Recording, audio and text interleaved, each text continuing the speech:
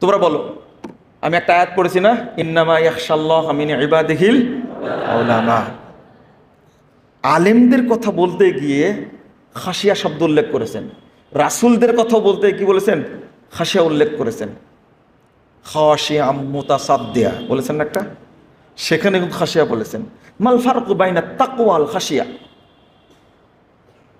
তাকওয়া এবং খাশিয়ার মধ্যে পার্থক্য কি?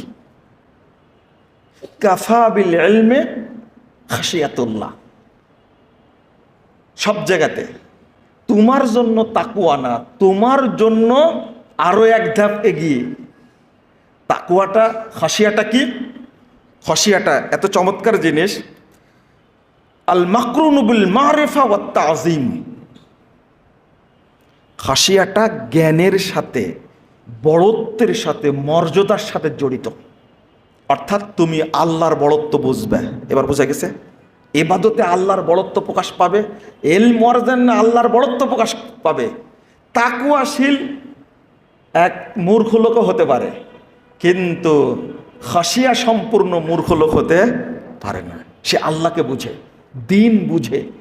এই জন্য আল্লাহ বলছেন ইন্নামা ইয়াখশাল্লাহ মিন ইবাদিহিল উলামা।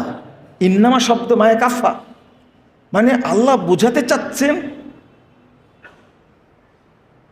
আল্লাহকে ভয় করে মূলত আলেমরাই, জাহেলরা আল্লাহকে ভয় করে না। তার হচ্ছে যার মধ্যে মারেফাতুল্লাহ আছে, আল্লাহর মারেফত যার মধ্যে, তারাই আল্লাহকে ভয় করে।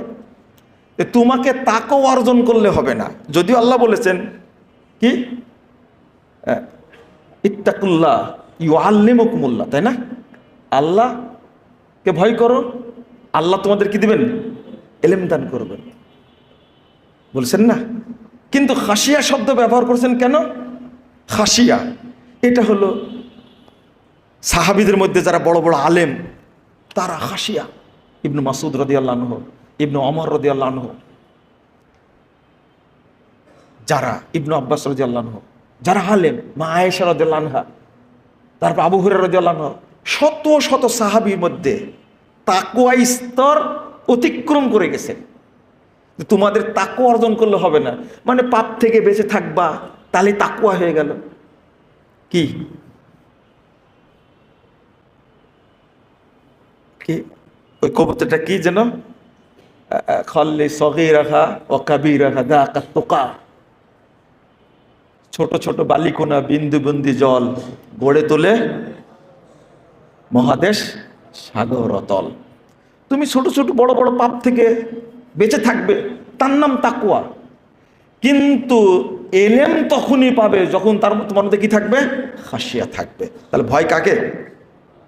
আল্লাহকে, আল্লাহর বড়ত্বকে, তাজিম। যেটা আমরা আর না আগাই, আমরা বুঝাতে চেয়েছি এ যাবৎ কিছু গুণ অর্জন করতে। আমি কয়েকটা বললাম, তাই না?